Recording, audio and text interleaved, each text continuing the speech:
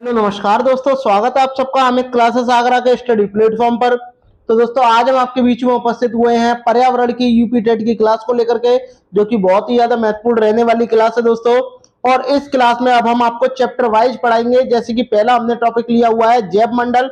अब जैव मंडल का ये पार्ट फर्स्ट है दोस्तों, ऐसे ही पार्ट सेकंड आएगा, थर्ड आएगा, काफी सारे पार्ट आएंगे दोस्तों। और इनमें वही प्रश्न शामिल हैं जो अब तक यूपी टेट की परीक्षा में बार बार रिपीटेड हुए वाले प्रश्न है दोस्तों। तो सभी भाई बहन ज्यादा से ज्यादा लाइव जुड़े और चैनल को लाइक शेयर सब्सक्राइब जरूर करें। तो चलिएगा दोस्तों, स्टार्ट करते हैं इस वीडियो को। प्रश्न में आपसे क्या बोला गया है, इसमें आपसे कहा गया पारिस्थितिकी को सर्वप्रथम किसने परिभाषित किया था। यानी पारिस्थितिकी जो शब्द है, सबसे पहले ये किसने इसको परिभाषित किया था, इसकी परिभाषा किसने दी थी। तो आपको बताना है, एजी ट्रांसले ने दी थी, अर्नेस्ट हैकल ने दी थी, WG रोजेन ने दी थी, या इनमें से कोई नहीं। तो बात करते हैं दोस्तों पारिस्थितिकी की, तो आपका राइट आंसर क्या हो जाएगा, ऑप्शन नंबर बी, अर्नेस्ट हैकल ने क्या किया था, इसको परिभाषित किया था सर्वप्रथम। तो चलिएगा दोस्तों आगे बढ़ते हैं, ये प्रश्न कई बार एग्जाम में आया हुआ है। बात करते हैं दोस्तों प्रश्न नंबर सेकंड की। इसमें आपसे क्या बोला गया है, किस खाद्य श्रृंखला में शाकाहारी होते हैं, बताइए। इनमें से कौन सी जो श्रृंखला है उनमें क्या है, शाकाहारी होते हैं।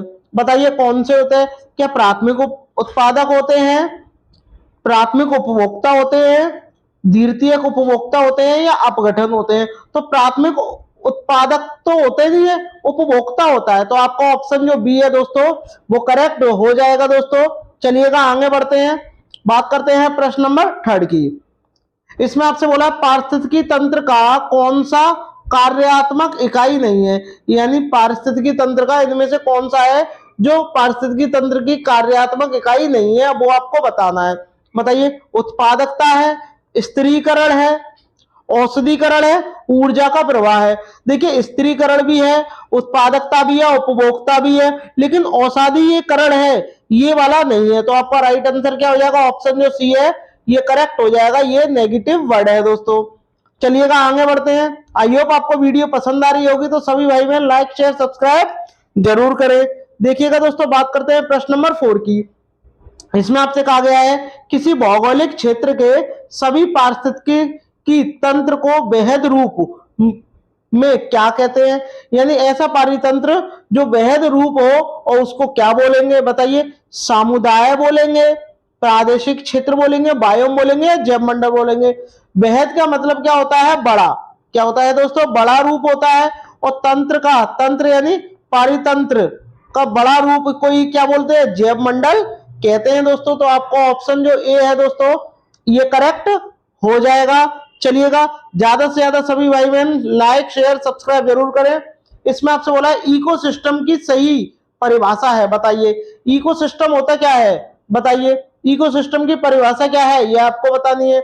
जिस पारितंत्र में जैविक और अजैविक घटक, बस इतना ही है, नहीं ये तो चलो नहीं है। सभी सजीव, सभी निर्जीव, जरूरी नहीं है, सजीव निर्जीव भी आएंगे इसमें। एक ऐसा परितंत्र जिसमें जैविक हो, अजैविक घटक हो और परस्पर सहयोग से जीवन का निर्वाह करते हैं, यानी जीवन जीते हैं। तो आपका ऑप्शन जो आपका दोस्तों डी है ये करेक्ट हो जाएगा दोस्तों। चलिएगा आगे बढ़ते हैं, बात करते हैं प्रश्न नंबर 6 की। देखिएगा इसमें आपसे बोला है घास। अब घास कहां पाई जाती है, समुद्र में तो पाई नहीं जाएगी। भूमि, भूमि यानी जमीन पर पारितंत्र, पारिस्थितिकी तंत्र में शामिल किया जाता है, समुद्र को नहीं किया जाता। स्वच्छ जल, भाई जल में घास थोड़ी ना होगी, कृत्रिम आर्टिफिशियल होगा नहीं। आपका क्या हो जाएगा, ऑप्शन सी यानी स्थलीय, क्योंकि घास जो होती है दोस्तों वो स्थल पर ही पाई जाती है। तो आपका ऑप्शन जो सी है वो करेक्ट हो जाएगा। बात करते हैं प्रश्न नंबर 7 की, जो कि बहुत ही ज्यादा इंपॉर्टेंट प्रश्न है। हमारे पर्यावरण में अजैविक तत्व है। देखिए पौधे जो होते हैं जैविक होते हैं अजैविक होते हैं, आप बोलोगे सर जैविक होते हैं, क्यों, क्योंकि वो कार्बन डाइऑक्साइड है और ऑक्सीजन का क्या आदान प्रदान करते हैं लोग, और जानवर भी करते हैं। तो ये क्या हो जाएंगे, ये जैविक हो जाएंगे। ए और बी हो नहीं सकते, तो आपका ऑप्शन डी हो जाएगा। जो वायु है वो क्या है, एक अजैविक घटक है। इसी प्रकार वायु आ जाए, हवा आ जाए, बात एक ही है, पत्थर आ जाए, ठीक है, ये सब क्या है आपके, पहाड़ आ जाए, पहाड़ आ जाए, ये क्या है आपके, ये अजैविक तत्व है दोस्तों। चलिएगा आगे बढ़ते हैं, बात करते हैं प्रश्न नंबर 8 की, जो कि बहुत ही इंपॉर्टेंट प्रश्न है दोस्तों। इसमें आपसे बोला है किसी पारिस्थितिकी तंत्र में ऊर्जा का प्रवाह के बारे में निम्न में से कौन सी श्रृंखला सही है। ऊर्जा का प्रवाह कहां से होता है, तो सबसे पहले कोई भी प्रोडक्ट बनता है यानी उत्पाद बनता है, तो बी वाला वैसी कट गया क्योंकि इसमें अपघटक आ रहा है और इसमें उपभोक्ता आ रहा है। डी और बी वैसी कट गए। तो पहले उत्पादकता आएगा, उत्पादक आएगा, उत्पादक को कौन खरीदता है, उपभोक्ता होता है। तो यहाँ पर क्या अपघटक दिया हुआ है, ये वैसी गलत हो गया, आपका ऑप्शन सी हो जाएगा। उत्पादक होगा, उपभोक्ता होगा, तब जाके उस चीज का क्या होगा, अपघटक होगा दोस्तों। चलिएगा आगे बढ़ते हैं, बात करते हैं, इसका राइट आंसर सी हो जाएगा दोस्तों। बात करते हैं प्रश्न नंबर 9 की। सामान्य रूप से आहार श्रृंखला में कितनी कड़ियां होती हैं, ये आपको बतानी है। जो कड़ियां होती हैं एक दूसरे से अटैच हुई, क्या 2 होती हैं, 3 होती हैं, 4 होती हैं या 5 होती हैं, बताइए। तो आप बोलोगे कितनी होती हैं दोस्तों, कमेंट करके मुझे बताइए। 4 कड़ियां होती हैं, तो आपका ऑप्शन जो सी है दोस्तों वो करेक्ट हो जाएगा। चलिएगा दोस्तों आगे बढ़ते हैं, बात करते हैं प्रश्न नंबर 10 की। इसमें आपसे क्या बोला है, पौधों की पत्तियां द्वारा जल को वाष्पित होने की प्रक्रिया कहलाती है। पौधों की पत्तियों द्वारा जल के वाष्पित होने की जो प्रक्रिया होती है वह क्या कहलाती है। जल वाष्प हो रहा है तो ऐसी जो प्रक्रिया होगी वो क्या कहलाएगी, वाष्पन कहलाएगी, वाष्पोत्सर्जन कहलाएगी, निरादीकरण कहलाएगी या धूम्रीकरण कहलाएगी। तो देखिए वाष्पित हो रही है तो आपका क्या हो जाएगा, वाष्पोत्सर्जन हो जाएगा दोस्तों, यानी जो आपका ऑप्शन जो आपका बी है वो करेक्ट हो जाएगा दोस्तों। चलिएगा आगे बढ़ते हैं, बात करते हैं प्रश्न नंबर 11। देखिएगा आपसे इसमें क्या बोला गया है, हरे पादपों में क्लोरोफिल बनने के लिए, यानी हरे पेड़ पौधे होते हैं उनमें क्लोरोफिल होता है ये तो पता है, बट क्लोरोफिल बनने के लिए निम्नलिखित में से कौन सा तत्व अनिवार्य होता है, जरूरत होती है, बताइए। क्या कैल्शियम की होती है, कैल्शियम का संकेत Ca होता है। क्या आयरन की होती है, आयरन यानी Fe फेरिक होता है। मैग्नीशियम यानी Mg होता है। पोटेशियम यानी K होता है। तो आपको बतानी है कि इनमें से किसकी आवश्यकता होगी। देखिए क्लोरोफिल बनने के लिए मैग्नीशियम की दोस्तों आवश्यकता होती है दोस्तों, तो आपका ऑप्शन जो आपका सी है वो करेक्ट हो जाएगा दोस्तों। चलिएगा आगे बढ़ते हैं, बात करते हैं प्रश्न नंबर 12 की। इसमें आपसे क्या बोला है, खाद जाल में ऊर्जा का प्रवाह होता है। बताइए खाद जो जाल होती है इसमें ऊर्जा का प्रवाह कैसा होता है, एक दिशीय होता है, द्विदिशीय होता है, चतुर्दिशीय होता है या त्रिदिशीय होता है। ऊर्जा का प्रवाह हमेशा एक दिशीय होता है, ठीक है दोस्तों। तो आपका ऑप्शन जो आपका ए है वो करेक्ट हो जाएगा दोस्तों। बात करते हैं प्रश्न नंबर 13 की। इसमें देखिएगा आपसे क्या बोला गया है, एक घास स्थलीय पारिस्थितिकी तंत्र के खाद्य श्रृंखला में विभिन्न घटकों का सही क्रम है।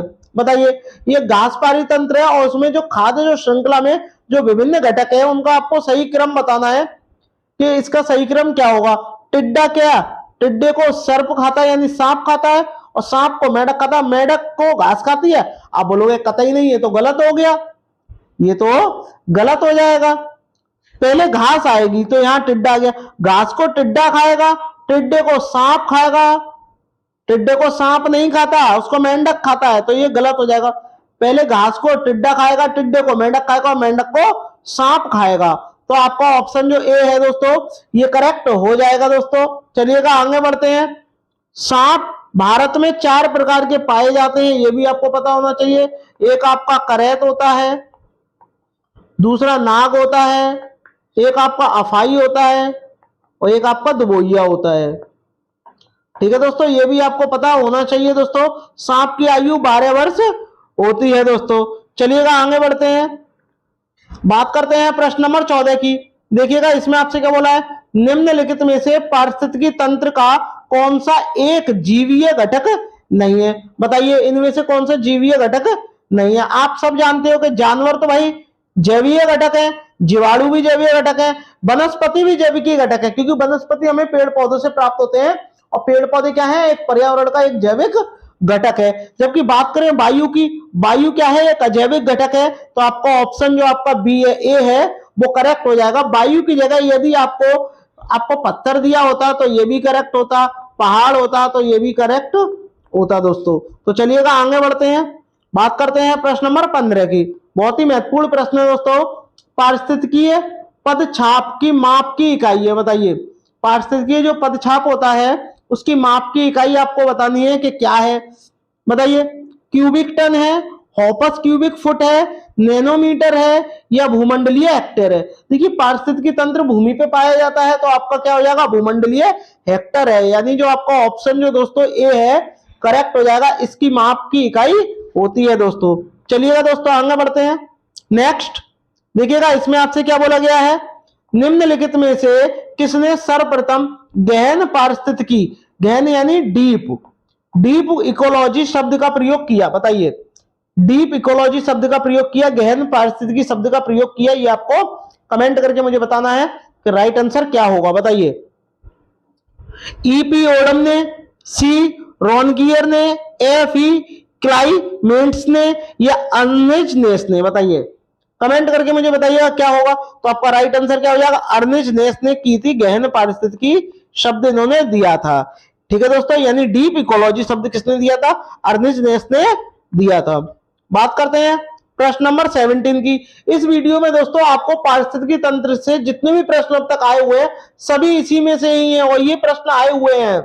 देखिएगा प्रश्न नंबर 17 की बात करते हैं। पारिस्थितिकीय निश्चय, निश्चय यानी आला की संकल्पना को प्रतिपादित किया था। बताइए किसने किया था, ग्रीनवेल ने किया था, डार्विन ने किया था, ईपी ओडम ने किया था या सीसी पार्क ने किया था। कमेंट करके मुझे बताइएगा किसने किया था। तो आला यानी पारिस्थितिकी तंत्र की आला की संकल्पना किसने दी थी, ग्रीनवेल ने दी थी। यानी आपका ऑप्शन जो आपका ए है ये करेक्ट हो जाएगा दोस्तों। ज्यादा से ज्यादा सभी भाई बहन लाइक शेयर सब्सक्राइब जरूर करें दोस्तों। बात करते हैं प्रश्न नंबर 18 की। देखिएगा इसमें आपसे क्या बोला है, 10% का नियम किससे संबंधित है, और 10% का नियम ये किसने दिया था, आपके लिंडेमैन ने दिया था, और ये किससे संबंधित है ये भी आपको बताना है। तो कमेंट करके मुझे बताइएगा, चार आपके ऑप्शन दिए गए हैं किससे संबंधित है। पानी का एक जोन से दूसरे जोन में पहुंचना, पक्षियों का एक क्षेत्र से दूसरे क्षेत्र में पहुंचना, ऊष्मा का एक पदार्थ दूसरे पदार्थ में पहुंचना, ऊर्जा का खाद रूप एक कोशीय स्तर से दूसरी कोशीय स्तर तक पहुंचना। तो ये 10% का नियम ऊर्जा के प्रवाह के लिए दिया था। तो ये आपका ऑप्शन जो आपका ए है दोस्तों ये करेक्ट हो जाएगा। ये बी भी नहीं होगा, सी भी नहीं होगा और डी भी नहीं होगा। तो चलिएगा दोस्तों बात करते हैं प्रश्न नंबर 19 की। इसमें आपसे बोला है जीव भार का पिरामिड किस पारितंत्र में उलट जाता है, ये आपको बताना है। वैसे तो सदैव सीधा ही होता है लेकिन एक स्थिति ऐसी भी आती है जिसमें वह उलट जाता है। तो ये आपको बताना है कि ये किसमें उलट जाता है। हमेशा ये पानी में उलट जाता है और पानी कहाँ है आपका, तालाब में पाया जाता है। जबकि बात करें वन की, घास की, शुष्क स्थल की, ये सारे क्या है भूमंडलीय पर है यानी भूमि पर है, और भूमि पर है तो क्या है आपका ये इनका पिरामिड जो है वो सदैव सीधा बनता है। लेकिन तालाब का जो पिरामिड होता है दोस्तों सदैव उल्टा बनता है यानी पलट जाता है। चलिएगा बात करते हैं प्रश्न नंबर 20 की। इसमें आपसे क्या बोला है, निम्नलिखित में से कौन एक जैविक अनुक्रमण की प्रवस्था का सही क्रम है, ये आपको बताना है। बताइए जैविक अनुक्रमण की प्रावस्था का सही क्रम आपको बताना है। तो बताइएगा राइट आंसर क्या होगा। देखिए पहले क्या होता है, नग्नीकरण होता है, तो ये होगा नहीं, ये भी नहीं होगा, प्रवास में नग्नीकरण होगा, फिर प्रवास होगा, फिर आस्थापन होगा, फिर प्रतिक्रिया होगी, फिर स्त्रीकरण होगा। तो आपका ऑप्शन जो आपका ए है दोस्तों ये करेक्ट हो जाएगा। ये जो प्रश्न है दोस्तों 2019 में भी आ चुका है, बहुत ही लेटेस्ट प्रश्न है, कई बार परीक्षा में रिपीट हुआ है। तो चलिएगा दोस्तों बात करते हैं नेक्स्ट प्रश्न की। इसमें आपसे क्या बोला है, निम्नलिखित में से कौन सा एक पारिस्थितिकी तंत्र पृथ्वी के सर्वाधिक क्षेत्र पर फैला हुआ है। बताइए इनमें से कौन सा एक पारितंत्र है जो पृथ्वी के सर्वाधिक क्षेत्र में फैला हुआ है। बताइए मरुस्थलीय है, घास के मैदान है, पर्वतीय है या समुद्रिक है। बताइए तो आपका राइट आंसर क्या हो जाएगा, सामुद्रिक हो जाएगा। क्योंकि पृथ्वी पर क्या है 71% जल है और 71% जल कहाँ है, समुद्र में ही पाया जाता है। तो आपका 21 का राइट आंसर क्या हो जाएगा, आपका डी हो जाएगा दोस्तों। चलिएगा बात करते हैं प्रश्न नंबर 22 की। इसमें आपसे क्या बोला गया है, देखिएगा एक पारिस्थितिकी तंत्र में ऊर्जा की मात्रा एक पोषण स्तर से अन्य पोषण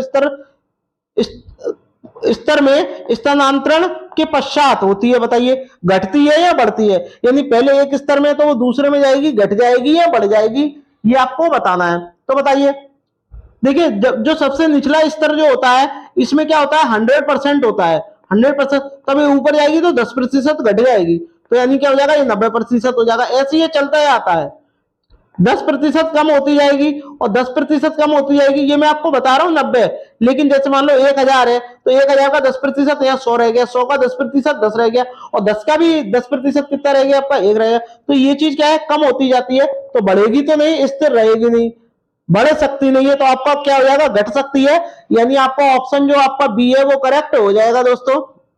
बात करते हैं प्रश्न नंबर 23 की। पारिस्थितिकी विज्ञान केंद्र कहां स्थित है ये आपको बताना है। नई दिल्ली में स्थित है, इलाहाबाद में स्थित है, करनाल में स्थित है या बंगलुरु में स्थित है, बताइएगा कमेंट करिए कहां स्थित है। तो बंगलुरु में स्थित है दोस्तों, और बंगलुरु में ही क्या है आपका बताइएगा, बंगलुरु में ही क्या है इसरो का क्या है एक, इसरो का क्या है एक बताइए, मुख्यालय हेडक्वार्टर है इसरो का, ठीक है। चलिएगा आगे बढ़ते हैं, बात करते हैं प्रश्न नंबर 24 की। इसमें बात करते हैं पारिस्थितिकी तंत्र के 2 घटक कौन से हैं ये आपको बताना है। क्या खरपतवार और सूक्ष्म जीव हैं, पौधे और जीव हैं, पौधे और प्रकाश हैं, जैविक और अजैविक है, कमेंट करके मुझे बताइएगा। पारिस्थितिकी तंत्र के 2 घटक, तो 2 घटक होते हैं, एक जैविक होता है और एक अजैविक होता है। जैविक के अंदर ही क्या पौधे आ जाते हैं, जीव आ जाते हैं, खरपतवार आ जाते हैं, सूक्ष्म जीव आ जाते हैं, तो आपका ऑप्शन जो आपका डी है दोस्तों ये करेक्ट हो जाएगा।